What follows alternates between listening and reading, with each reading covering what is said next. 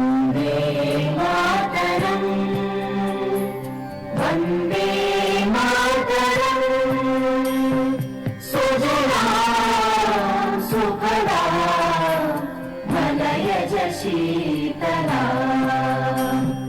सस्य श्यामला मातरम् वन्दे मातरम्। प्रिय मित्रों, GPSC, UPSC, staff selection, PI, PSI, clerk, तलाटी જેવી કોમ્પિટિટિવ એક્ઝામમાં ઉપયોગી તેવા નેશનલ સિમ્બોલ એટલે કે રાષ્ટ્રીય પ્રતીકો વિશે આજે આપણે ડિટેલમાં માહિતી મેળવીશું। જોઈએ નેશનલ સિમ્બોલ અથવા રાષ્ટ્રીય પ્રતીકો। સૌથી પ્રથમ જોશું નેશનલ એમ્બ્લેમ, જેને ગુજરાતીમાં આપણે રાષ્ટ્રચિહ્ન તરીકે ઓળખીએ છીએ। નેશનલ એમ્બ્લેમ અથવા રાષ્ટ્રચિહ્ન ભારતનું રાષ્ટ્રચિહ્ન 4 સિંહોની મુખાકૃતિ છે, જે અશોકના સારનાથના સ્તંભમાંથી લેવામાં આવેલી છે અને બંધારણ સભાએ 26 જાન્યુઆરી 1950ના તેનો રાષ્ટ્રચિહ્ન તરીકે સ્વીકાર કર્યો છે। હવે મિત્રો, આ 4 સિંહોની મુખાકૃતિ આપણે જ્યાંથી લીધેલી છે તે અશોકનો સારનાથનો સ્તંભ। સારનાથ વિશે થોડી ડિટેલ લઈએ। સારનાથ વિશે, સારનાથનું પ્રાચીન નામ ઋષિપટ્ટનમ છે। सारनाथ हाल उत्तर प्रदेशना यूपीना वाराणसी जिल्ला में आवेल छे। बुद्ध भगवाने तेमनो प्रथम उपदेश सारनाथ खाते आप्यो हतो, तेथी बौद्ध धर्मनु जन्मस्थळ तरीके सारनाथने ओळखवामां आवे छे।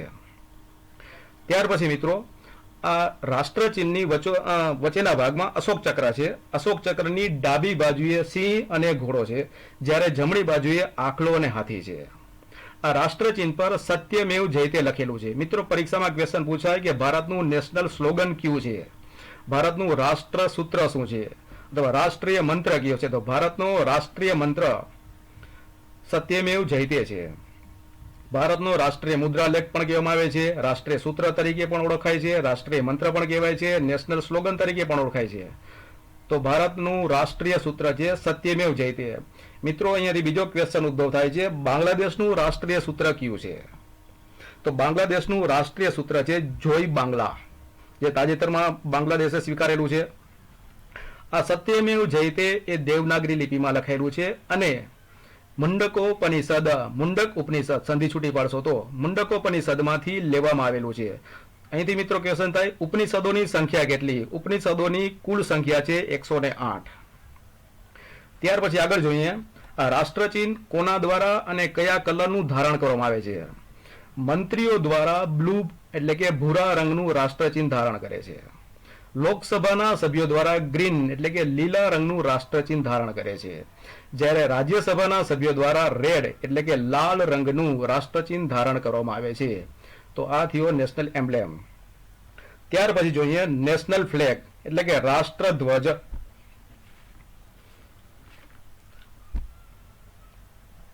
नेशनल फ्लेग राष्ट्रध्वज, जेमां सौथी उपरनो कलर केसरी, जे वीरता बहादुरीनुं प्रतीक बतावे छे, करेज एंड सेक्रिफाइस। वच्चेनो सफेद पट्टो शांतिनुं प्रतीक छे, पीस एंड ट्रुथ, જ્યારે નીચેનો લીલો કલર હરિયાળી અને સુખ સમૃદ્ધિનું પ્રતીક બતાવે છે, પ્રોસ્પેરિટીનું ઇન્ડિકેટ કરે છે। બરોબર વચ્ચે સફેદ પટ્ટામાં વચ્ચે અશોક ચક્ર છે। આ અશોક ચક્ર અશોકના સારનાથના સ્તંભમાંથી લેવામાં આવેલું છે। આ અશોક ચક્રમાં 24 આરા અથવા તો સ્પોક, ઇંગ્લિશમાં સ્પોક 24 આરા છે। આ બે આરા વચ્ચેનો ખૂણો થશે 15 ડિગ્રી। ટોટલ સર્કલનો ટોટલ એંગલ 360 ભેગા 24 એટલે 15 ડિગ્રી। आ अशोक चक्र ए नेवी ब्लू रंग में छे। हवे नेशनल फ्लेग એટલે કે तिरंगानी लंबाई અને પહોળાઈનો ગુણોત્તર જોઈએ તો લંબાઈ અને પહોળાઈનો ગુણોત્તર છે 3:2। અથવા ઉલટું પૂછી લે ક્યારેક કે પહોળાઈ અને લંબાઈનો ગુણોત્તર કેટલો છે, તો પહોળાઈ અને લંબાઈનો ગુણોત્તર થશે 2:3।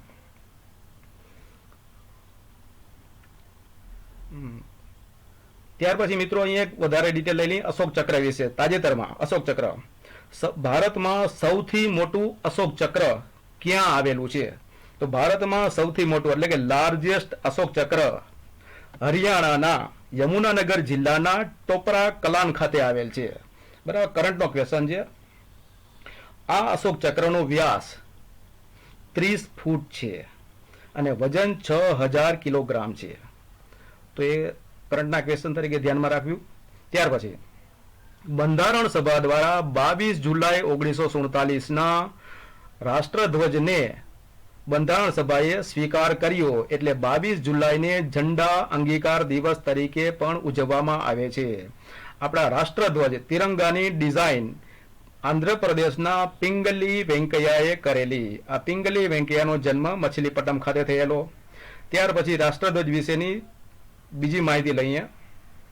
રાષ્ટ્રધ્વજ વિદેશની ધરતીમાં સૌથી પહેલો કોણે ફરકાવ્યો?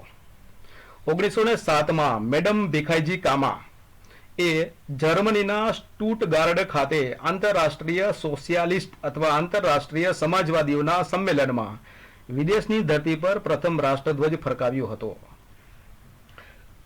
હવે જોઈએ ક્યારે સ્વીકાર્યો કોંગ્રેસના અધિવેશનમાં. તે 1921માં ભારતીય રાષ્ટ્રીય કોંગ્રેસના વિજયવાડા અધિવેશનમાં મહાત્મા ગાંધીએ પિંગલી વેંકૈયા દ્વારા ડિઝાઇન કરાયેલ ધ્વજને રાષ્ટ્રધ્વજ તરીકે માન્યતા આપી. અહીંયાથી ક્વેશ્ચન પૂછાય, રાષ્ટ્રધ્વજને કોંગ્રેસના કયા અધિવેશનમાં માન્યતા મળી?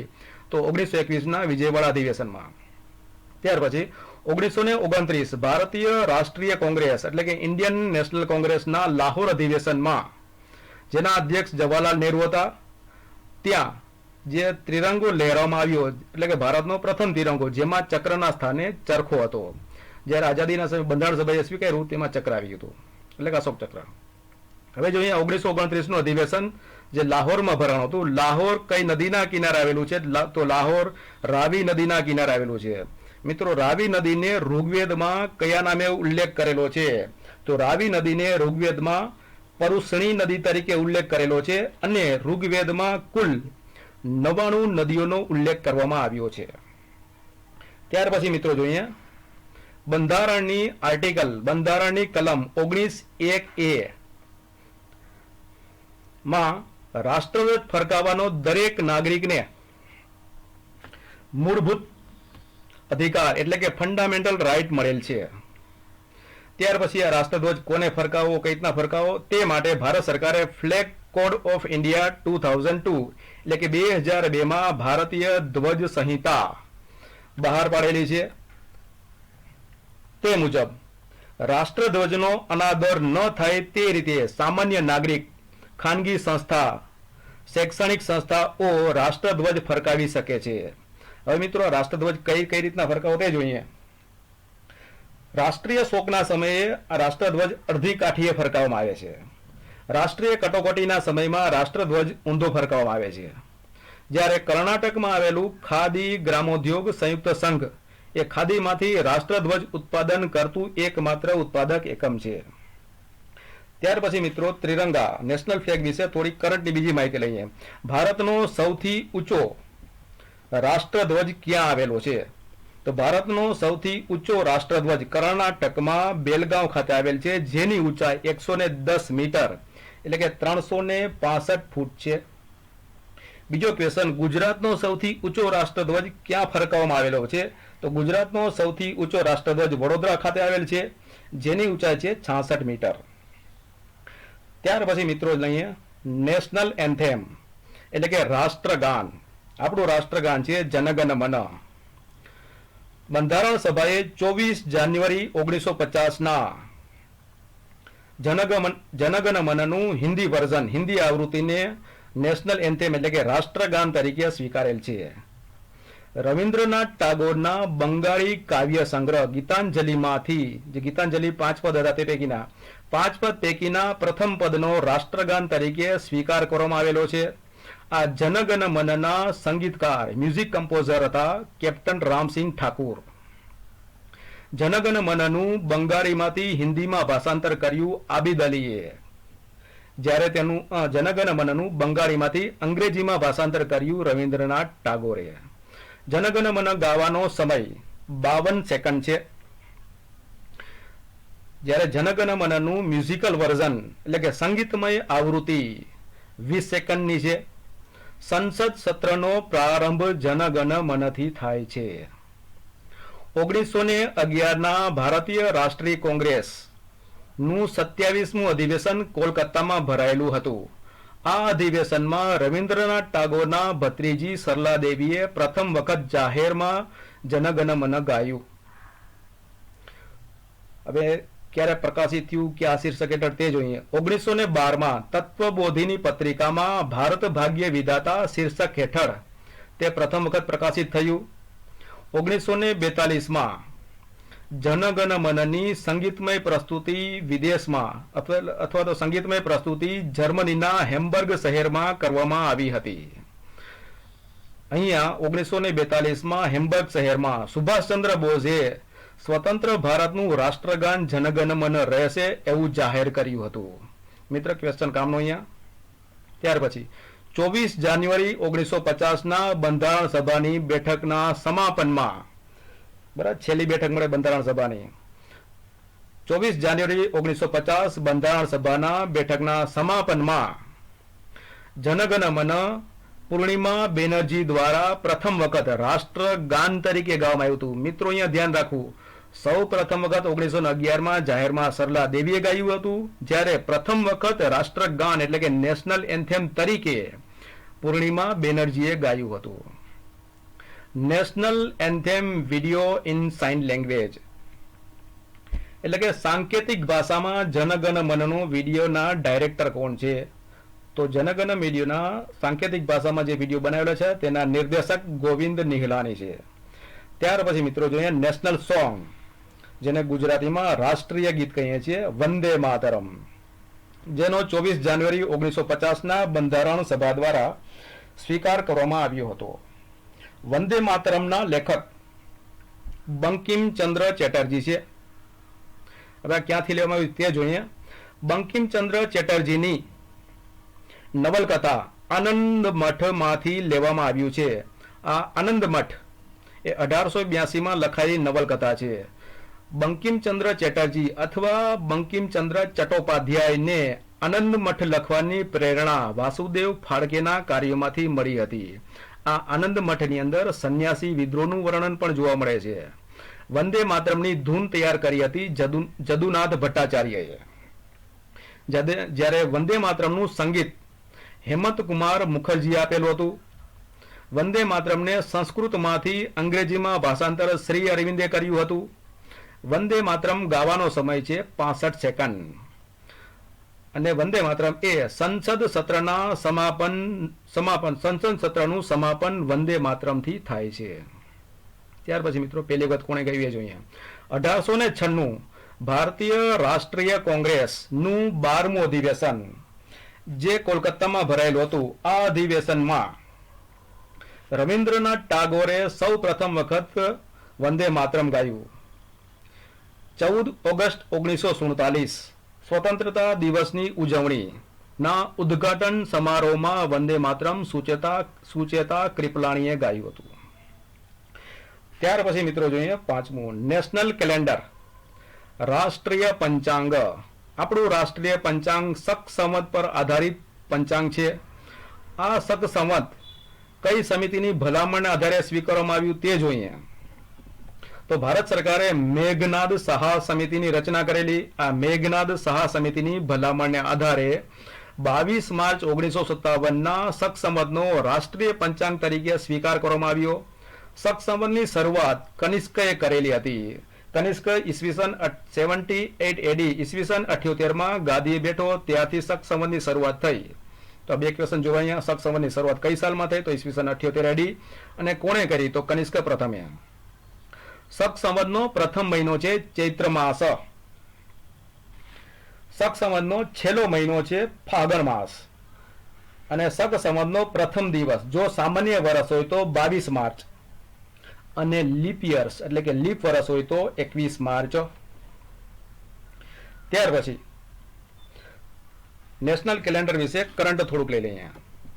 2016માં ભારત સરકારે રાષ્ટ્રીય કેલેન્ડરની સમીક્ષા માટે, કારણ કે ભારતમાં અલગ અલગ બધા કેલેન્ડર છે, કોઈ માર્ચ એપ્રિલથી શરૂ થાય છે, કોઈ જૂનથી શરૂ થાય છે, બરાબર. તો ભારત સરકારે 2016માં રાષ્ટ્રીય કેલેન્ડરની સમીક્ષા માટે શંકરાચાર્ય સમિતિની રચના કરેલી. આ સમિતિએ જાન્યુઆરીથી ડિસેમ્બર કેલેન્ડરને અપનાવવાની ભલામણ કરી છે, બરાબર. હવે અપનાવવું કે ન અપનાવવું તે ભારત સરકાર ઉપર છે, પરંતુ જાન્યુઆરીથી ડિસેમ્બર કેલેન્ડર અપનાવનાર ભારતનું પ્રથમ રાજ્ય છે મધ્યપ્રદેશ. ત્યાર પછી મિત્રો જોઈએ નેશનલ ફ્રૂટ. ભારતનું રાષ્ટ્રીય ફળ છે મેંગો, જેનું વૈજ્ઞાનિક નામ છે મેગિનીફેરા ઇન્ડિકા. ઇંગ્લિશમાં અને ગુજરાતી બેમાં લખેલું છે, જોઈ લેવું. બરાબર. કેરીને ફળોનો રાજા કહેવાય છે. તો મિત્રો, ફળોની રાણી કેને કહેવાય છે? ફળોની રાણી લીચીને કહેવામાં આવે છે. લીચીને ફળોની રાણી તરીકે ઓળખવામાં આવે છે. બિહારના મુઝફ્ફરને લીચીનો કટોરો તરીકે પણ ઓળખવામાં આવે છે, એટલે કે ત્યાં સૌથી વધારે ઉત્પાદન થાય છે. ત્યાર પછી નેશનલ ફ્લાવર, રાષ્ટ્રીય ફૂલ જે કમળ છે, લોટસ. વૈજ્ઞાનિક નામ છે નેલુમ્બો નુસીફેરા ગાર્ટન. હવે મિત્રો, લોટસ ઉપરથી એક બીજું યાદ આવ્યું. ભારતમાં એક લોટસ ટેમ્પલ આવેલું છે. દિલ્હી ખાતે લોટસ ટેમ્પલ આવેલું છે, જેના આર્કિટેક્ટ એટલે કે સ્થપતિ ફરીબોર્ઝ સાહબા છે.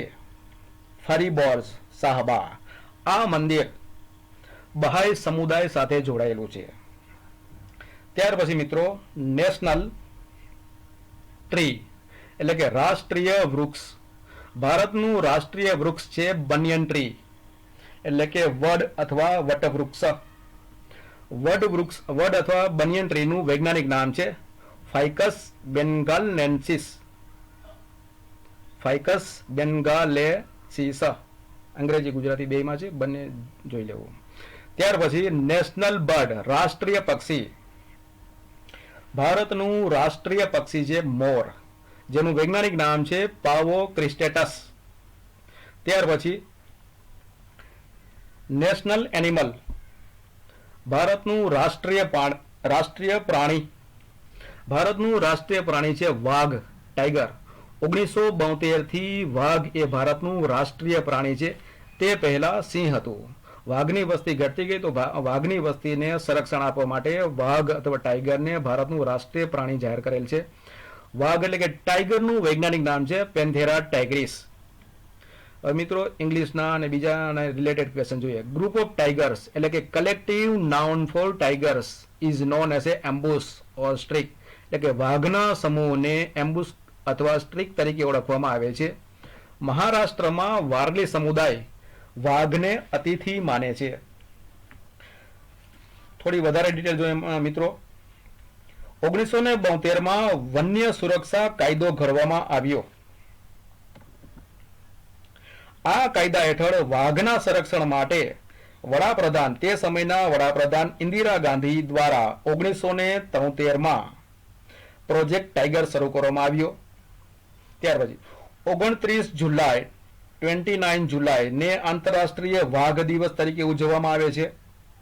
2010માં પ્રથમ ગ્લોબલ ટાઈગર સમિટ, પ્રથમ વૈશ્વિક વાઘ પરિષદ રશિયાના સેન્ટ પીટર્સબર્ગ ખાતે આયોજન કરવામાં આવ્યું હતું અથવા કરવામાં આવી હતી. વિશ્વમાં વાઘની સૌથી વધારે વસ્તી, મેક્સિમમ વસ્તી ભારતમાં છે. વિશ્વના 75% વાઘની વસ્તી ભારતમાં છે. મિત્રો, ચાઇનીઝ કેલેન્ડરમાં દરેક વર્ષ કોઈ પ્રાણીનું સૂચન કરે છે. તો ચાઇનીઝ કેલેન્ડર મુજબ 2022નું વર્ષ એ યર ઓફ ટાઈગર છે. ભારત ઉપરાંત બાંગ્લાદેશ, મ્યાનમાર, મલેશિયા, ઉત્તર કોરિયા, દક્ષિણ કોરિયા જેવા દેશોનું રાષ્ટ્રીય પ્રાણી પણ વાઘ છે. ત્યાર પછી મિત્રો, નેશનલ રિવર, રાષ્ટ્રીય નદી. આપણી રાષ્ટ્રીય નદી છે ગંગા, જેની લંબાઈ છે 2525 કિલોમીટર. ક્યાંક 2500 કિલોમીટર લખેલી હશે, કિલોમીટર અને માઇલ બેમાં જોવી. 1569 માઇલ. આ ગંગા નદી ભારતના કેટલા રાજ્યોમાંથી વહે છે, એટલે ફ્લો થ્રુ કેટલા સ્ટેટ, એટલે કે 5 રાજ્યોમાંથી વહે છે. ઉત્તરાખંડમાં ઉદ્ભવ થાય છે. ઉત્તરાખંડ, ઉત્તર પ્રદેશ, બિહાર, ઝારખંડ અને પશ્ચિમ બંગાળ, આ 5 રાજ્યોમાં થઈને વહે છે. 4 નવેમ્બર 2008માં ગંગા નદીને રાષ્ટ્રીય નદી ઘોષિત કરવામાં આવી. ગંગા ભારતની સૌથી લાંબી નદી છે. આ ભારતની સૌથી લાંબી નદીની સૌથી લાંબી સહાયક નદી, એટલે કે સૌથી લોંગેસ્ટ ટ્રિબ્યુનરી કહી છે. તો ગંગાની સૌથી લાંબી સહાયક નદી છે યમુના. મિત્રો, જે નદી હોય છે તેની લંબાઈ, પહોળાઈ, ઊંડાઈ, તેનું પાણી, તેની અંદરની જીવસૃષ્ટિ, આ બધાનો અભ્યાસ એટલે કે નદીઓના વૈજ્ઞાનિક અભ્યાસને પોટેમોલોજી કહેવામાં આવે છે. ત્યાર પછી મિત્રો, નેશનલ એક્વેટિક એનિમલ એટલે કે રાષ્ટ્રીય જળચર પ્રાણી. ગંગા નદીમાં જોવા મળતી ડોલ્ફિન ને રાષ્ટ્રીય જળચર પ્રાણી તરીકે જાહેર કરેલ છે. ડોલ્ફિનનું વૈજ્ઞાનિક નામ છે પ્લેટિનિસ્ટા ગંગેટિકા. 5 ઓક્ટોબર 2009ના દિવસે રાષ્ટ્રીય જળચર પ્રાણી તરીકે ડોલ્ફિનને ઘોષિત કરવામાં આવી. મિત્રો જોઈએ ડોલ્ફિનના સંરક્ષણ માટે કયું કયું કામ ભારત સરકારે કરેલું છે અથવા કયું થયેલું છે. બિહારના ભાગલપુર જિલ્લામાં આવેલ વિક્રમશિલા ગંગેટિક ડોલ્ફિન અભયારણ્ય એ ડોલ્ફિન માટેનું અભયારણ્ય છે. ત્યાર પછી NDRC national dolphin research centre એ પટના ખાતે આવેલ છે બિહારમાં. હવે ડોલ્ફિનના સમૂહને કયા નામ ઓળખાય છે? અંગ્રેજીમાં ડોલ્ફિનના સમૂહને ગ્રુપ ઓફ ડોલ્ફિન અથવા collective noun for dolphin known as pod. મિત્રો ડોલ્ફિન, ચામાચીડિયું એ વગેરે પ્રાણીઓ અલ્ટ્રાસોનિક ધ્વનિને સાંભળી શકે છે. આ અલ્ટ્રાસોનિક સાઉન્ડ અથવા અલ્ટ્રાસોનિક ધ્વનિનો ઉપયોગ તબીબી ક્ષેત્રે સોનોગ્રાફીમાં ઉપયોગ કરવામાં આવે છે. 20,000 હર્ટ્ઝ કરતા વધારે ફ્રીક્વન્સી ધરાવતા અવાજને અલ્ટ્રાસોનિક સાઉન્ડ તરીકે ઓળખવામાં આવે છે.